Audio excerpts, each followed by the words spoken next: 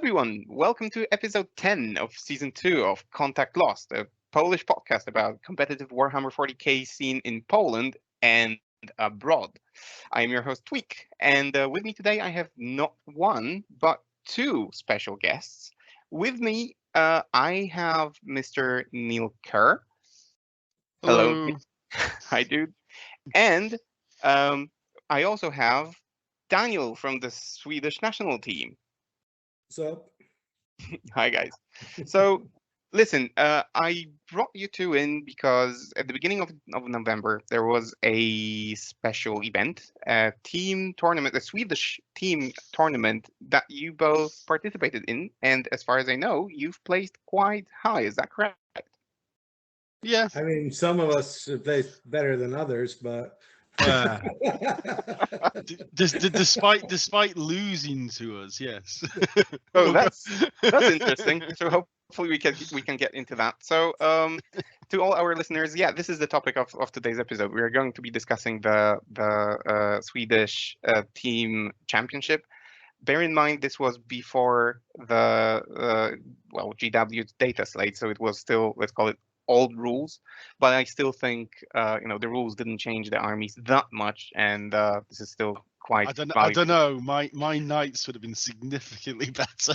So there is going to be a or question at my about flyer list significantly worse, but well, significantly illegal. So that is a fair point. But it doesn't matter because it's the idea of the list. We can talk about that because Exactly. it doesn't matter. I think I've won this tournament 5 times out of 8 that it's been played, and they've changed the setting and the rules for it every time. The thing is that when you know the rule set, you bring the appropriate armies to apply for that rule set. So for me, it doesn't matter what we're playing. We could play, it doesn't matter. I just try to bring the type of armies we need to win. So it doesn't matter that our lists were illegal 1 week afterwards. It would just have changed what type of armies we were brought today. But at least your list wasn't illegal 1 week before, like mine was. Okay, guys. So listen, we'll get to the tournament in a second. Neil, you've been on the podcast before, so whoever listens to us probably has heard about you, and they probably have heard about you even if they don't listen. But if there is anyone who hasn't heard about you, give us a short introduction. Hi, I'm Neil. The probably best known for being the head ref at WTC. I've been a tournament player and a TO for going on 20 years now. Past 10 years almost, been living in Sweden, playing in tournaments, actually now finally beating Daniel for the first time at a tournament. So can actually say that at last. But yeah, one of the sort of TOs, regular tournament players in Sweden, and sort of known for being in the UK, WTC, and all those things. Fantastic. All right, and Daniel, your introduction. I've been playing 40k since '92. I've been playing competitive since 2007, I would say, from sort of a serious note. I've been playing at tournaments before that, but not on a competitive mission, so to say. I've been the Swedish Team Captain or part of the Swedish ETC or WTC team since Poland, 2012. which is 2012. Yeah, it was just after I moved to Sweden. Yeah. And I am still the reigning champion of Adepticon team tournament because they haven't been playing since I won it 2 years ago, 3 years ago. If anyone apart from me and Neil could see that proud face right now. Anyone who's met Daniel knows exactly what smug smile he's got in his face right now. But he has. I want to say something about that I'm actually happy when I'm losing as well, but it seldomly happens. But I'm happy when I'm losing and winning. That's the right attitude. So yeah, okay, let's get into it then. The introductions are done. So listen, I tried hard to find any details about that tournament, but I don't know if you posted in some sort of like an app that I don't have access to. I've even gone to the Swedish forums, but they seem dead for at least 2 years or something like that. So where do you find information?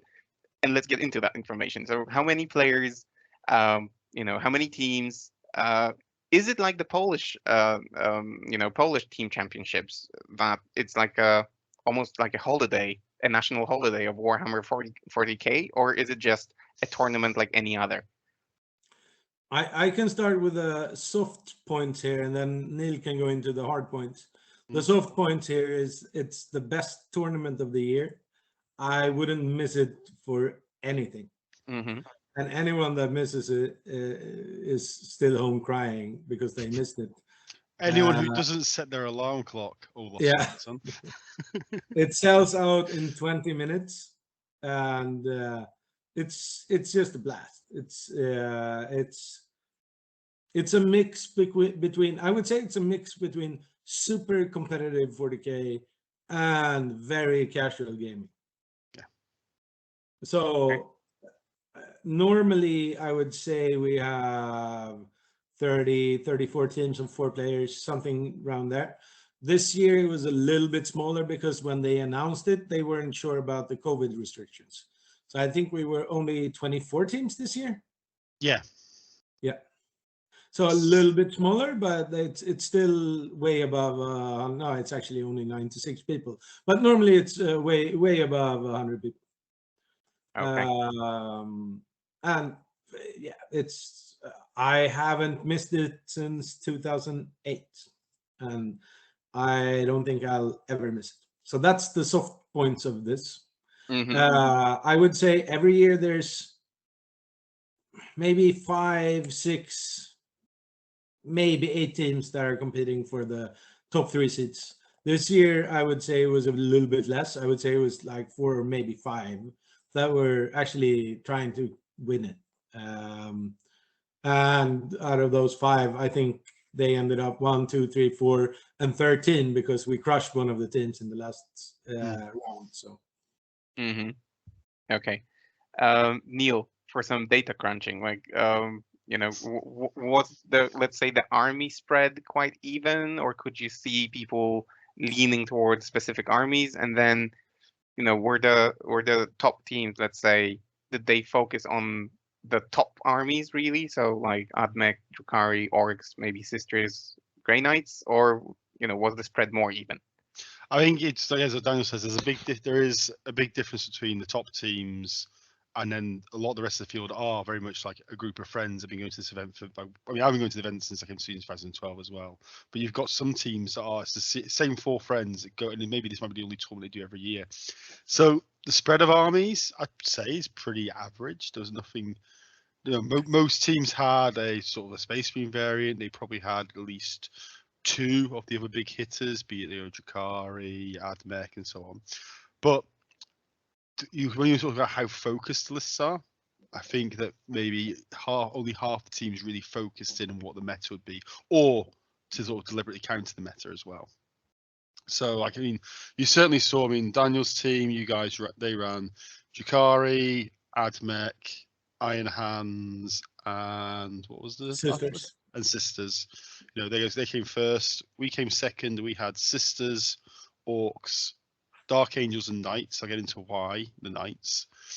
And then the third place team, which were the boys from Uppsala, they ran Space Marines, which was the Ultramarine Invictus Warsuit trick list, Death Guard, Grey Knights, and Drukhari. So you see the top. Everyone was running, 3 off the top lists, and then sort of a 4th, slightly more wild card thing, trying to sort of play into the meta a little bit. Because everyone we know each other so well, so we know that Daniel is going to be rocking Drukhari without a doubt. We know these things. Daniel knows that Max, one of the guys on my team, will be playing Sisters. So we're kind of second guessing, playing into a lot of what the other teams will be running as well. Okay. Were there any house rules implemented, or in place? Anything like maybe it sometimes happens in Poland that we play with the ground floor is blocking line of sight or something like that. So do you guys do that too? Do you invent your own rules, or is it just standard WTC sort of rule set?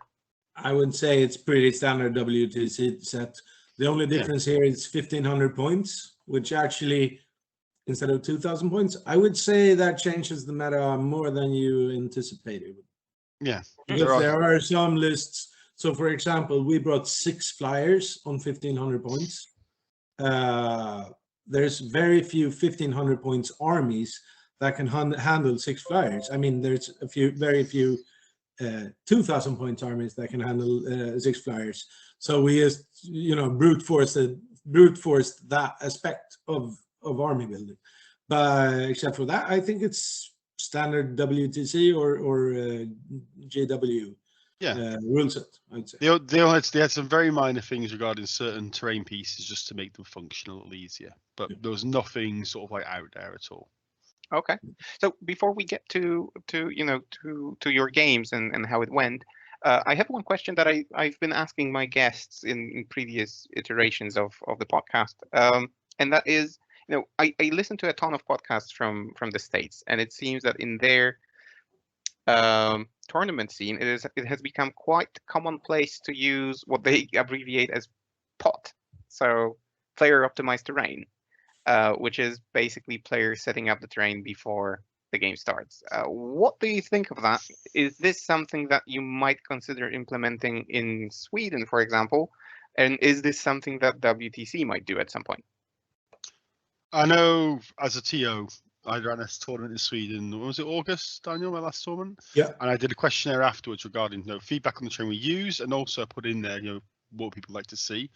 And very interestingly, regarding player-placed terrain, the generally overwhelming response was that players didn't want to see it because they feel that if you've already got a skill gap in a matchup, then that skill gap will just be pushed even harder by having player-placed terrain. And it's like, does it? These are actually the strong players saying they would sooner not have it because it can help make closer games for them against, it reduces the skill back so much, makes the games a bit more interesting. Because unfortunately, 9-Fed is very binary. A lot of games do end 20-0 very quickly. So there is kind of that feeling there. And as for WTC, we've talked about it with the captains, but the feeling is it wouldn't work in a team environment. Because say you're a defender, you would just stack all your terrain down, basically create a wall to hide behind, not move from it. So it would just create again very, very binary, very dull matchups in that sense. So from my perspective as a TO, my players don't really want it, so I'm not really that bothered. And I think from a team play system, at least in the WTC, again, the teams there have said they just don't really want it. So I've played it in Adepticon. They always play it. I'm not that bothered with anything that TOs do, really. As long as I know before, I can adapt my games to it. And I actually like different systems and different scoring systems and different trains and so on. So I think it's fun every now and then. I don't want it at the WTC because I think a big part of WTC is the pairing. And the pairing is based on, there's 1 or 2 open tables, 4 regular tables and 2 closed tables. You build your army around it, and if you change the entirety of that, of course you can adapt to it, but it's probably going to take a year or 2 to be able to adapt to changes of player-placed terrain. So in single tournaments, I think it's up to TOs. I love to go to any kind of tournament. It's fine. Just tell the players before, and they can adapt to it. In the WTC, I like it the way it is. I'm a conservative WTC player. Yeah, I think to be fair, most captains and players are. They like what they know when it comes to WTC because there's enough challenges as it is in WTC. Yeah, I mean it's super complex as it is, so don't need to add another dimension to it. Yeah, another layer of complexity. Yeah, absolutely, I agree to that. In singles, do whatever you want. Okay, so let's get into the topic of your maybe firstly preparation for the tournament. So Daniel, in our conversation before we started recording the podcast, I recalled that one Squadcast episode that I listened to where you said that you count the games that you've played, that you encourage players from your national team to run a diary of games that they have played and so on. For a tournament like this one, a team tournament, do you also like do the pairings in your head, or do you have an Excel file where you run through all this? Is it like a preparation before WTC, or is it more laid back? So for this tournament, we knew going in that they were playing battle point system only. So the biggest we could win one game was 400 versus 40, and the 40 is then the painting score the other team would get. Mm-hmm. So going in with that, we felt we need to have lists that can crush, how do you say, less skilled players.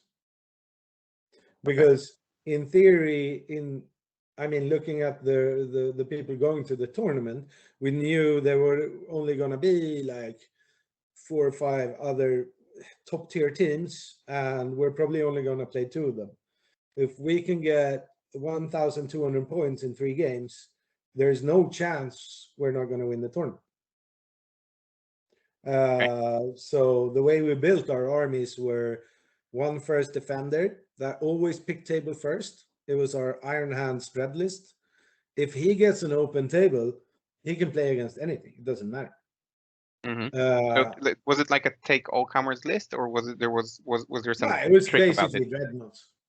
Okay. I mean, I think he had like 2 units of infiltrators and an HQ, and the rest was dreadnoughts. So he basically, on an open table, the idea was he'll blast. He also had a repulsor, right? So very shooty. Yeah. So the idea was on an open table, you just, if he gets to pick the table, it doesn't matter where he's playing. He's gonna shoot it off the table.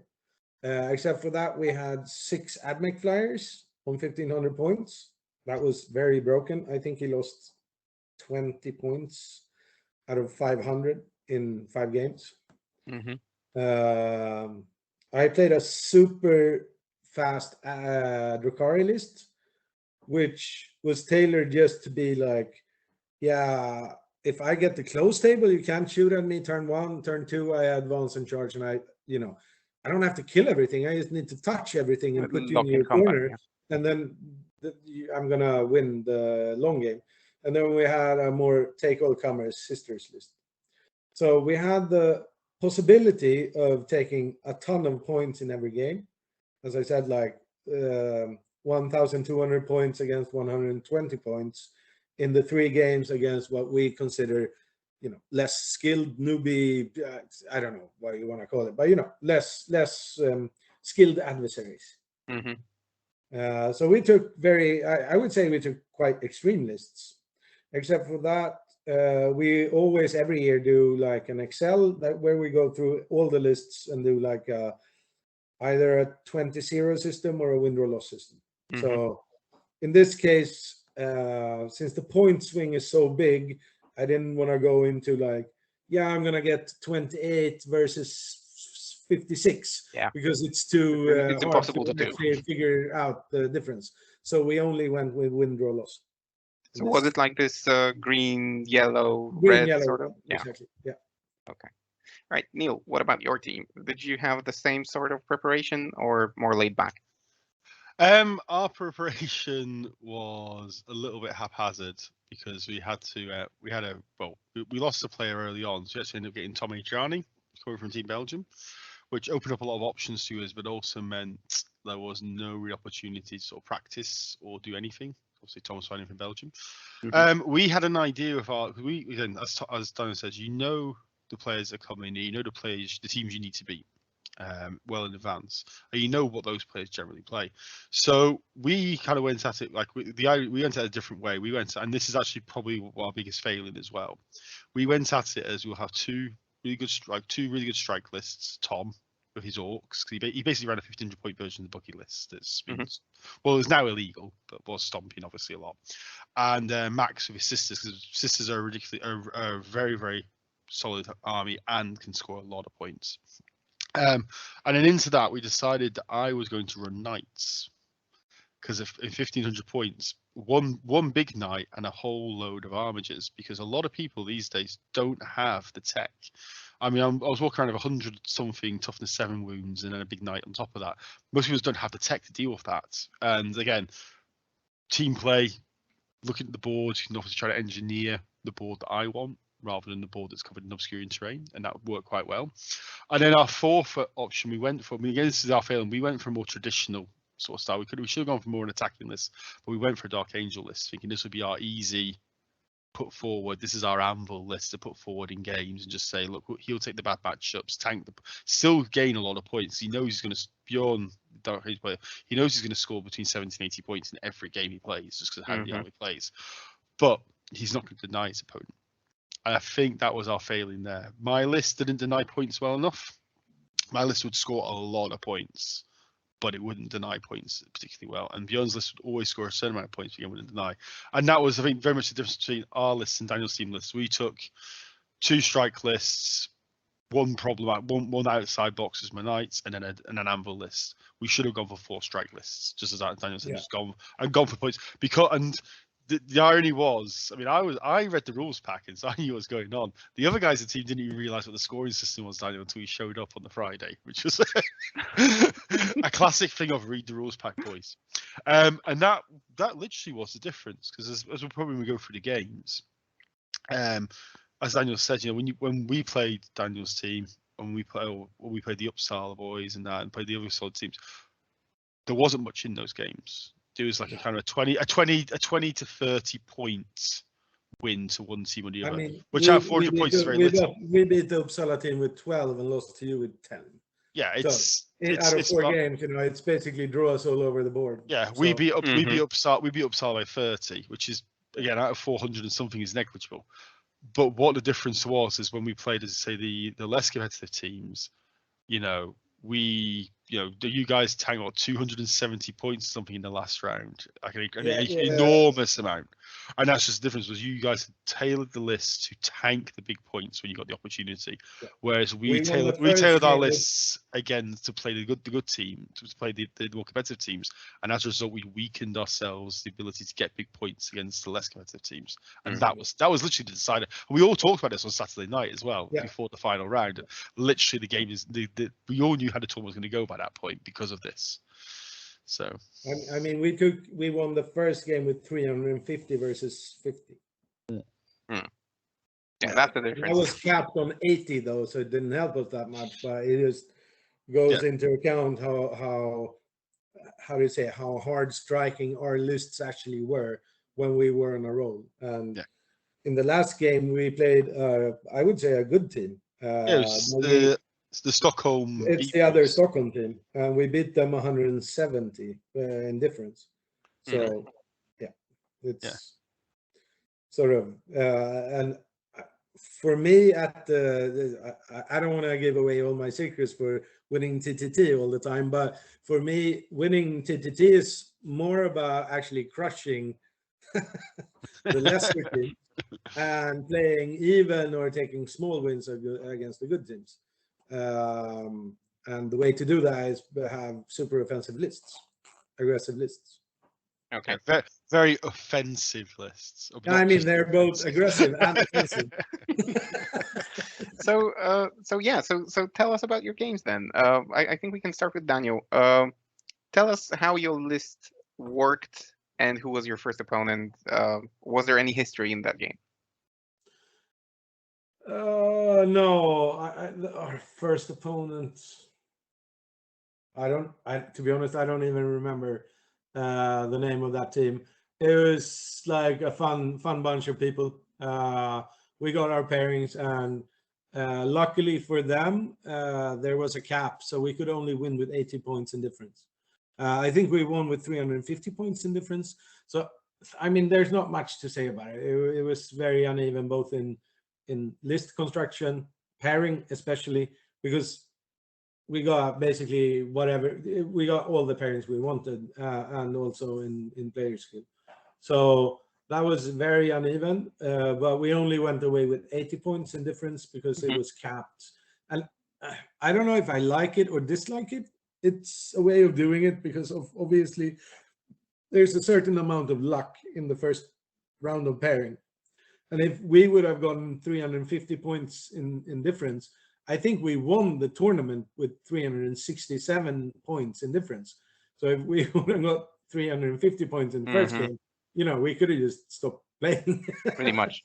So, so you know, if you don't remember the details of the game, can you tell us, you know, more about your list then? Or maybe what secondaries you wanted to play, or what secondaries usually do you play with that style list? Yeah. So we were filling an Iron Hands list, basically Dreadnought based. So I think he had 3 Redemptors, 2 Contemptors, and something else. I don't know, another Dreadnought. He was typically playing first defender on an open table. He wanted to go for a very secure, maybe, you know, grind them down type of things, because if he were losing more models than the other, obviously he's losing the game. So he were typically playing like grind them down, maybe Oath, getting some Dreadnoughts into the center, and Stranglehold or similar types of what's the name of the 3 most? It used to be last man standing. Yeah, to the last, exactly. I were playing super fast Dark Eldar, so I had like 2 units of Hellions, 2 units of Reavers, 3 Raiders with like close combat content. I think I shot maybe 6 Lances total. Turn 1. Typically turn 2 I shot 3, and turn 3 I shot 0. So it was just like all up in your face. But you know, I was expecting a lot more of like Orc Buggies and stuff. And if Orc Buggies go second against that list, they're never leaving their deployment zone. So we were tailoring against those kinds of lists with that. So I go first, I charge, boom, put Raiders and shit into them. They can't move. Second wave, Helios and stuff, they can't move, and they're never going anywhere. I was typically actually playing Prey the Herd, I think it's called. Like, you're not going anywhere, so I'm getting 6 points in the other quarters. Yeah, the table's mine. I played Octarius Data a lot because I had some Mandrakes, and that odd Helios that survives is actually in infantry, so he can jump away and get it. And then I was playing a little bit dependent on the mission or the opponent.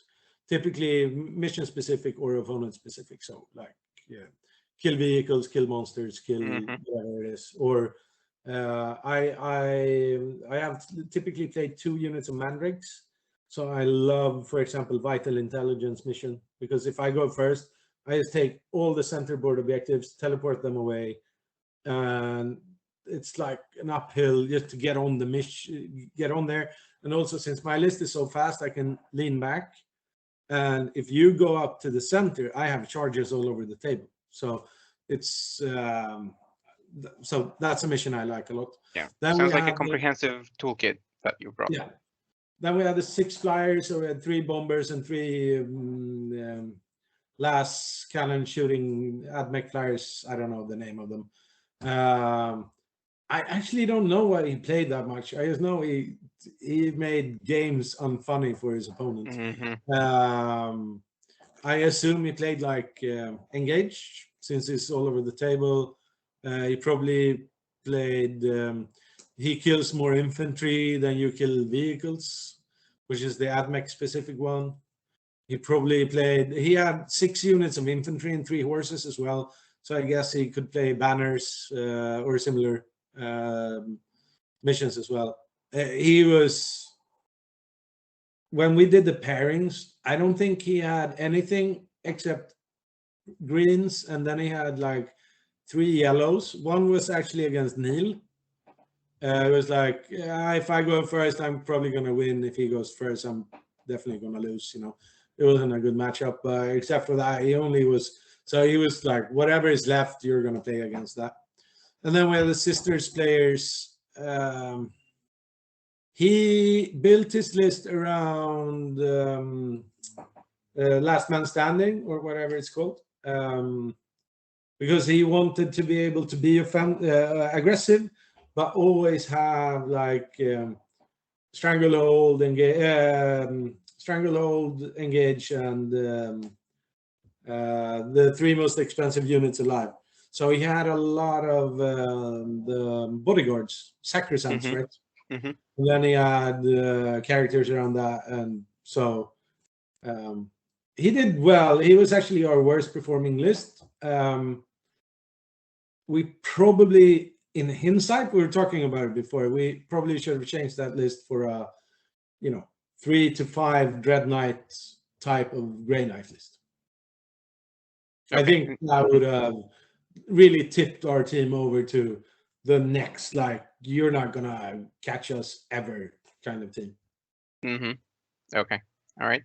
Neil, what about your team composition and the idea behind your games? So I said, I mean, our team composition, like we said, Björn played our Dark Angels, and he kind of fixed in on that early. He's a very, very tenacious player. He's the kind of guy that works very well, and just he plays his game. He's very methodical. So perfect kind of anvil player. He will just think things out. He'll plan things out. He'll get those points reliably. Max was always in Play Sisters because that is by far his strongest army. He's been repping that since the new codex came out. Not the most recent one, but the one in 8th edition. He's put a lot of time into that list there, so no questions there. And then basically it was a case of like, what was I going to run, and what was Tom going to run? And Tom was basically coin flipping between Jakari and Orcs, and in the end we decided Orcs because again we felt like in Sweden at least people hadn't got there with the Orc buggy list yet. It was very much not part of the meta, so we thought that a lot of people wouldn't be prepared for it and wouldn't be sort of prepared for the kind of damage it could do. And that proved quite true. Most of his games, he just absolutely wrecked face. People just didn't understand the speed, the reach, just the sheer amount of damage that army puts out.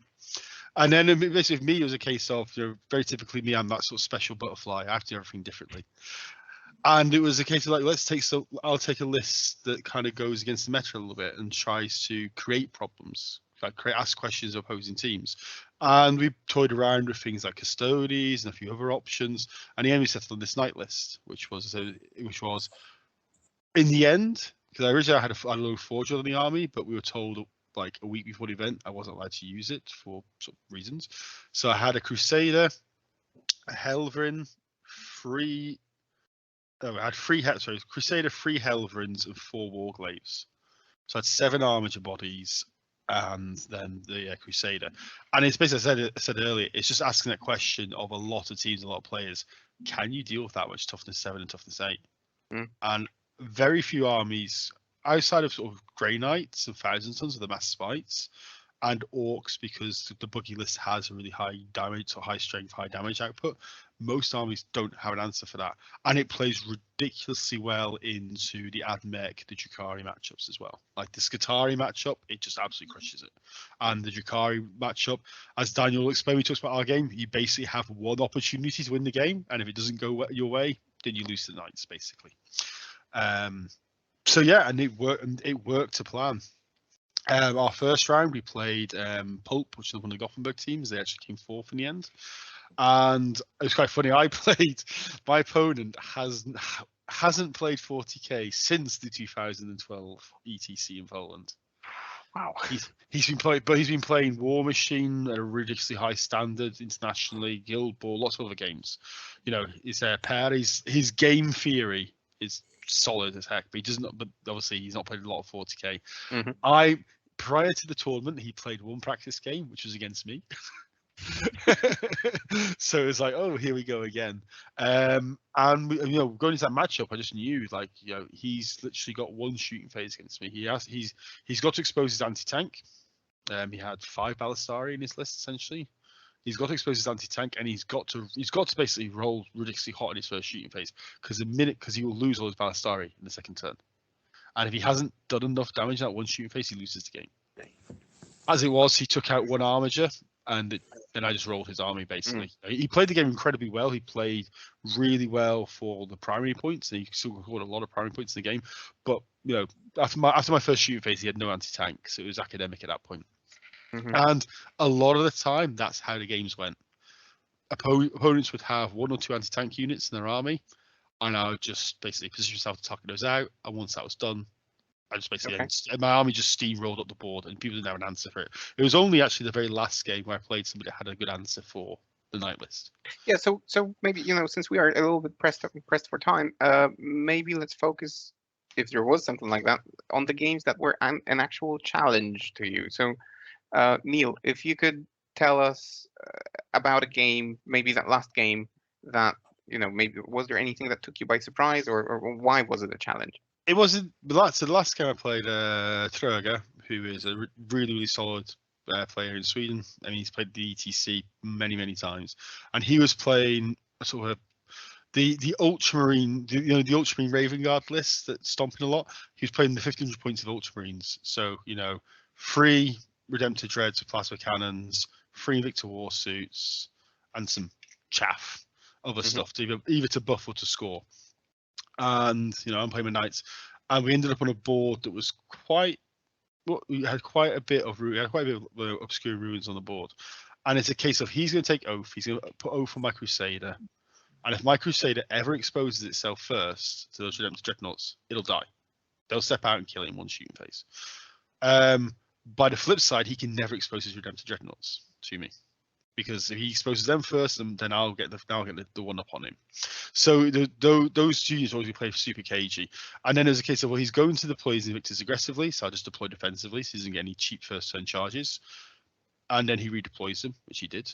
And then the game basically went out for, it was a ridiculously cagey game of, we were basically using the terrain to avoid each other shooting while scoring points.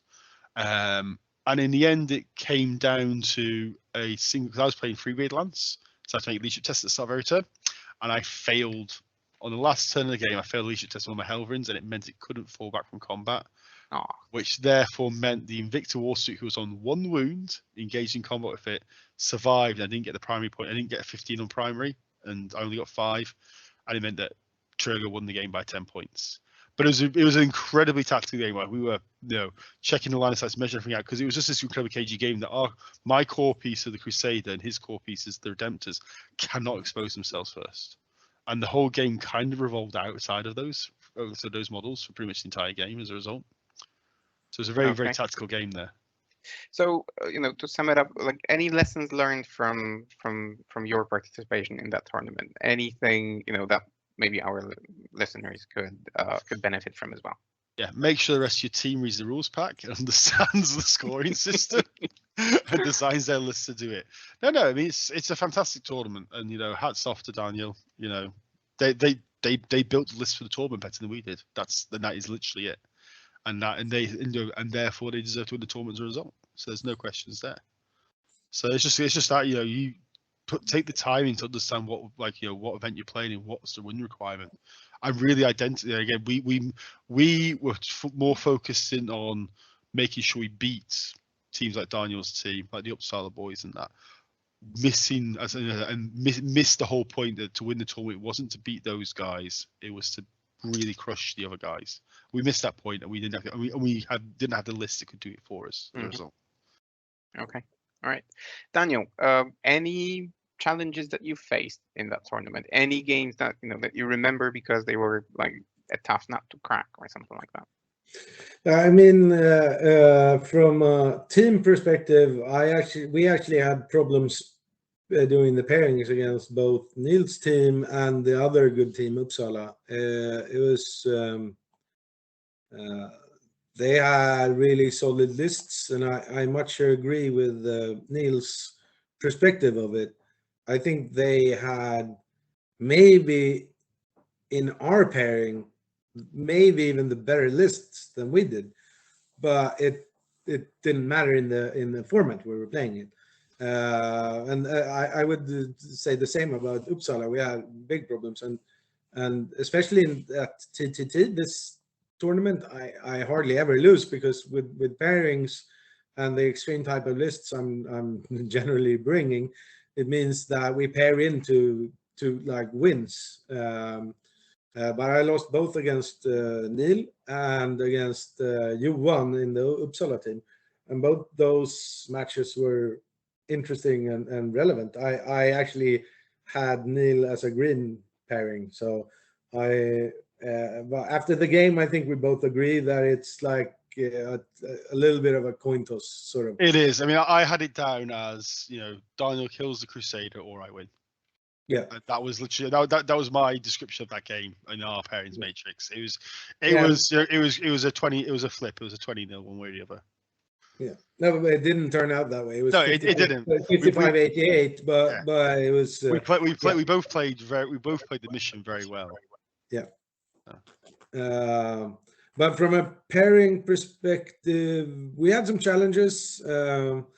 But the reason we won was because we didn't have challenges about surrounding everyone else. That was, our lists was they were way too extreme, and I think when you've been to the ETC, I mean, we're basically talking about 3, maybe 4 teams with ETC experience out of 24, 26 teams here. The other teams, they don't really understand the pairing process, and I don't think they're gonna, they don't read into it. So the pairing is crucial here. So one way of winning is maxing out the points on the lesser experienced teams and trying to play the other teams very close. For me, I think the Neil game was nice, but the most surprising game was against Johan, because that was against Grey Knights that I know. I played them myself. I played them at a few tournaments. He jumped up and was super aggressive, and I killed his Grandmaster Dread Knight turn 1, which probably was a mistake, because that meant he played defensively with the rest of his 4 Dread Knights the rest of the game. If I didn't kill it turn 1, he would have been even more aggressive, and then I could have killed all of them. But now, instead of being, taking that one out so easily, it showed my hand to him and made him be more conservative with the rest of his army, which gave him a win. It wasn't a big win. It was like our game. It was like 60-80, something, 60-90, something like that. But it was interesting to see those guys playing defensively, especially against a close combat-oriented Drukhari army, because they hurt. Whatever you show is dead. And that makes it hard to trade, because it's like, I'm here's 10 Helios. They killed something and then they're dead. They need to kill more than just one thing all the time to trade up well. So to repay their points. Yeah, I think the biggest surprise, we were quite confident, or I was confident about our sister list. Our sister player was very sketchy about it. It turned out that he was right as well. I don't know if it was the 1,500 points, the deduction on sisters, or if it was that sisters isn't tier 1 anymore. Maybe there is tier 2, I'm not sure. Because he's definitely solid with it. But no, he struggled the most. He had the worst pairings. He struggled a lot in his games. I mean, he still came out over 5 games with like around 100 in plus delta. But I mean, playing 2 or 3 rookie teams, it should have been more, I think. So, all right, need to reconsider the validity of sisters, maybe. So, Daniel, are you now the official captain of Team Sweden? Yes, I am again. Right. So, well, congratulations. But did this tournament give you any food for thought, like any material to analyze, to break down? Did you learn anything new about the people, the armies, or not very much? It learned me.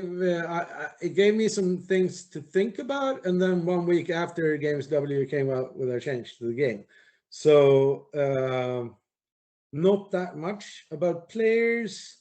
Unfortunately, not that much either. I would say the last,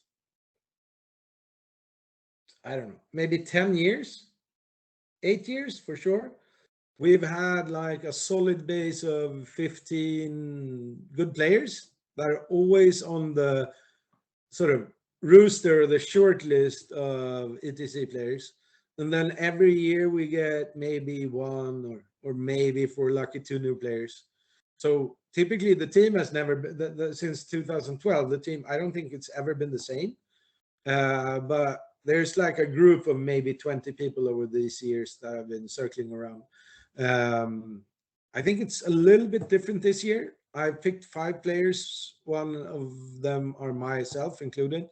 The other 3, I'm waiting to see people with codexes that are performing well, that are on like a upgoing streak. Because the thing is, normally at this point of year, we have a ton of data. We have like years and years of data, tournaments, but since COVID hit at the same time as the new edition, and we don't have that many, especially not big tournaments. I don't know, maybe we've done 15 tournaments during COVID until now, but only 3 or 4 of them are of any significance in player participation. I'm still waiting for data to, To crunch, point out the most vivid shining stars. Okay. Luckily, the players I have, at least 2 or 3 of them, are very versatile, so I can afford to find the best chaos player or the best whatever Grey Knight player, for example. I can afford to do that because the other players are more or less multiversed in several codexes. Yeah. At the same time, though, Daniel, isn't it this year you've already picked 3 guys who've never played the WTC before, if I remember rightly? Yes. Rickard, Jonathan, and Norman. No, Johan Nikolaisen, not Johan Norman. Nikolaisen, yeah, sorry. Yeah. So that's going to be super interesting. Fair, both Narling and Richard and Nikolaisen were on the team last year, but it just didn't happen. And 2 of them were prospects for the year before that didn't happen. So I wouldn't say they're exactly new to the concept of the WTC. They just haven't participated. And I'm not sure. It could punish us a lot because, as I said, at TTT now, the tournament we just played, players that haven't done pairing and stuff before, it's very different. To nail your pairing, to say I'm going to get 12, 8 in this game, it's so important to be, obviously if it's 11 or 13, it's fine. Or if it's 11 or 20, it's fine. But if it's a 6, it can flip. It's a loss against Germany that easily, So, but all that said, though, you've got Rickard Nilsson, the best athlete player. Yeah, I mean, right now I'm taking out. You've got Nikolaisen, who's the 2nd best spaceball player in the world. I mean, you're not doing too bad. No. I mean, and also I'm taking out. Let's say it's not the party crowd that I'm picking out right now. It's very serious guys that are heavily mathematically involved and calm people. So I'm sure they're gonna do great. But there is something about, the experience of doing pairings and the experience of being able to foresee games and say, no, I understand that everyone else thinks this is a 20-0, but I can cream out 8 points out of this game if I just do this, this, and this, and conserve everything and reserve and play blah, blah, blah, I know several American players that have gone to the ETC the first time, and they're like, what? This is a 20-0 for me if you're playing the game, but you're not playing the game, so I can't win big enough. I wrote this up as 20-0 for me. So there is a lesson learned there of just not participating in the game and being super conservative, because you're losing anyway, so you're just going to lose as little as possible to get 6 points instead of 0 points, and that's massive. That can flip the entire game from a draw to a win or a draw to a loss. So okay. So listen, you said that you don't have the proper data to analyze and so on, and then also GDubs doesn't help with releasing an unexpected data slate with that flips the meta apparently. So at the beginning, I made this bold claim that it's not going to change that much, with in mind thinking that for the Drukhari it's like maybe 150 point difference when you sum everything up. For Admech about 200 maybe. But then, yeah, the planes and some other cuts. So Neil, last question of the podcast. How do I know what the changes are? No. No. Do you think that the changes are going to flip the meta completely, or not very much? I think so. I mean, if Mike Brandt, says what he says he's going to do, we're going to have 2 more balance updates before list submission for the WTC. We're going to have had the big FAQ, and we're going to have new chapter approved missions. I think the game we're going to be playing come July, August next year is going to be very different from the game we're playing now. So do you think we will see more like Sisters or Grey Knights or Thousand Suns now that the list that toned them down a little bit? I think we will. I think we will in the short term, but I think that Grey Knights, there is one unit that sticks out, is pushed very hard, the Dread Knight. I can see that there's a very simple tweak to that, and that'll bring that list down. I think the thing is that for all the flack we give GW, Mike Brandt is there, and he is the tournament. He is the global tournament organizer for GW, and his bread and butter is the background story is this: there are basically 4 decision makers at GW at the top. 2 of them hate competitive play. One of them loves competitive play, and one's on the fence. So Mike's job is to convince the guy on the fence competitive play is a good thing and not a bad thing, or else we'll end up in the dark days of the 6th head again, where we don't get any support. Yeah. So proactively balancing the game to make it a fun experience for everybody is very much a thing that Mike needs to do to make it to attain his goal.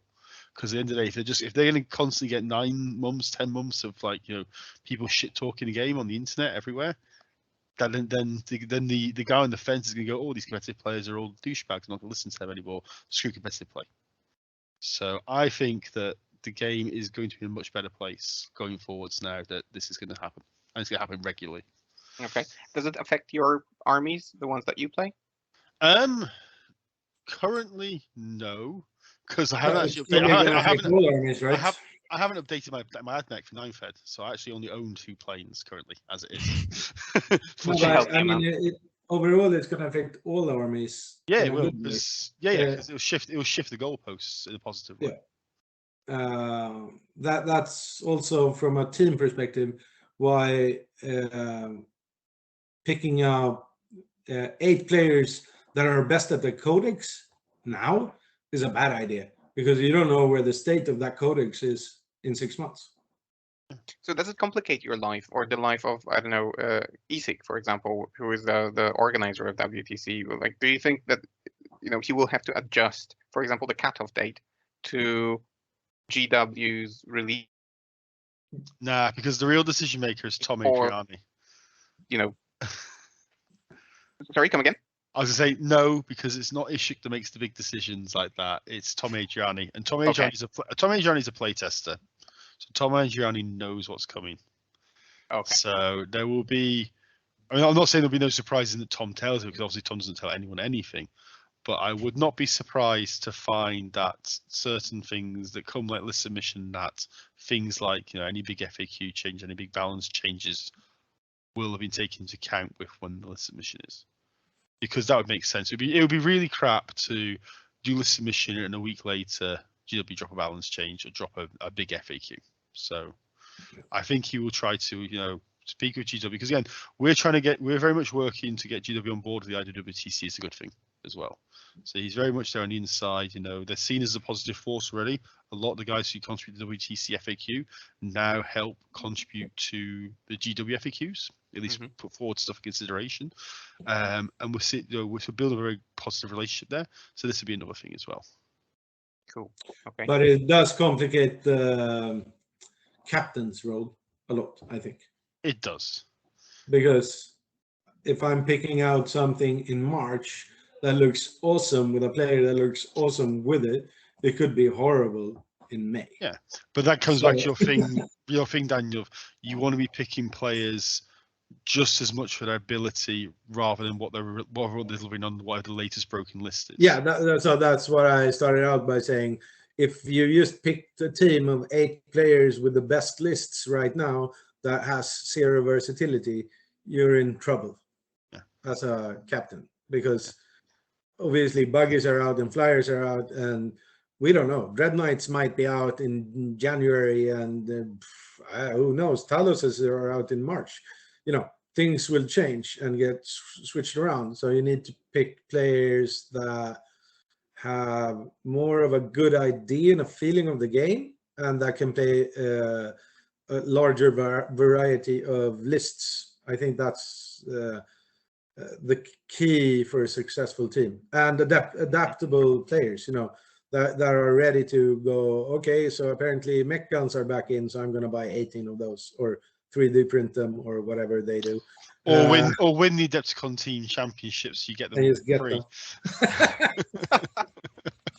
That's an option as well, but not available to everyone, I guess. But it is actually cheaper to go to Chicago, enter Adepticon, and win than it is to buy them. It probably is. Which I'm not sure is a good advertisement to this game, but what can you do? All right, guys. How can our listeners find you? Because as I said, finding details about this tournament was a challenge to me. So if anyone wanted to find out anything about, events happening in Sweden, or something more about the national team, where would you direct them? Daniel. Yeah, I mean, it used to be very easy. It used to be sv40k.se. Stuff still happens there, but it's, as you've seen, it's been sort of lame the last 2 years. But I think most of the tournaments actually are broadcasted there still. Except for that, we have a tournament calendar. Unfortunately, I don't. Wait, let's see if I can figure it out. You're now forcing Daniel to go onto Facebook, which is something Daniel does not do. He doesn't even have a real Facebook profile. Out of his comfort zone, I understand. Yeah. But I mean, actually, I say there's a tournament calendar. A good way is just actually message the Swedish Team Facebook page. If you're coming, you want to come to Sweden and play in a tournament from abroad, message the Swedish Team. It's Daniel, it's Jimmy, it's the guys. They'll pick it up and they'll tell you where the events are within the time frame you can come to Sweden. They'll tell you where the events are, which one's worth going to. Yeah, I mean, also most of our stuff, or I think basically everything, is on BCP. BCP. So okay. just look for Swedish tournaments at BCP, and you're gonna find a bunch of them. And you can always reach out to me. I'm Papa D Warhammer at Facebook. It's silly, but I just recently joined Facebook, so I'm still a little bit secret. Now I'm also a boomer and old as fuck, so. You've also worked your whole life in internet security and therefore understand why Facebook is a bad thing. Yeah, no, I want to have a small internet footprint, so. Is wise and healthy again. Yeah. Neil, where can people find you? Do you want to plug anything? I mean, you can find me either through the WTC Facebook page. That's always the easiest one, or from my own Facebook page, Neil Kerr. You can even also contact the Team Sweden, because they can't get rid of me as much as they try. But that's the easiest ones, yeah. And I mean, plugin stuff. I mean, we've got, as I say, Tommy Adriani came out to the team event this time, and he's already planning to bring a couple of teams over from Belgium next year. If you're going to come to a tournament in Sweden, the team tournament is always the first full weekend in November, and it's always brilliant. And if you're coming from abroad and you get in touch before tickets are released, I know the organisers will always put tickets aside for teams coming from outside the country. They'll always prioritise their tickets to make sure those teams get them. So definitely come to that. If not, big events in Sweden. You've got Malmo in October, Games of Västerås outside of Stockholm. Every quarter. Yeah. They run them every quarter. I'm going to be running a really big event in Gothenburg in Easter. Daniel, hint, hint. So yeah, so Wink, there's plenty of events. It's just get in touch and come over. Yeah. All right. And Neil, do you still I mean, do? to be Go on, realistic about big events in Sweden, it's Fantasia. like, I mean, when we're saying big events, it's like around 100, 120. Yeah. That's big in Sweden, I would say. I was going to say as well. Sorry, just like Fantasia. If you want to go play in those northern events, Yeah, Europe, that's awesome. just outside the Arctic Circle. Yeah. And they're running, correct me if I'm wrong, Don, they're going to be running a team event in June in Stockholm, apparently. In Stockholm for something like 200 player team event. Yeah. Should be pretty awesome. I'm apparently an organizer because I'm getting questions about how to sign up for it. I don't know. I'm not an organizer. Could someone tell the guy? Well, definitely, they want to have your endorsement for it. So that team is Fantasia XL. I just looked it up on Facebook. Yeah. Okay. It's Neil, gonna do be you still do WTC Squadcast, or is it now with someone else? I don't. Ishik does. I don't. Okay. I currently don't have time in my life because I have a small child, and as I said to you guys off air, to pick up my son from kindergarten early, so he's not there all day long. I now start work at a ridiculous hour in the morning. So it is already 40 minutes past my bedtime, and we're talking it's just after 9 o'clock in the evening. All right. So if you don't want to, then I will plug WTC Squadcast, because I only recently discovered what a great value that is. Interviews with captains of all national teams, summaries of events, and so on. So if anyone wants top quality content, go there, listen to that. It's on Spotify, definitely. I don't know if any other media, but it's on iTunes, Spotify. It's on everything because I set it up that way. As I said, Ishik's just taking it over because I don't have the time to do it, and Ishik does. So he's the one now championing it for us. Okay. Which reminds me, by the way, guys, we are on iTunes now as well, as of today, actually. So if you want to tune in there, by all means, do. And yeah, I think we will wrap up the episode. So Daniel Hesselberg, Neil Kerr, thank you, guys. It was a pleasure to have you. Thank you, guys. Thanks for having me on. Thank you. Have a great day. And until next time.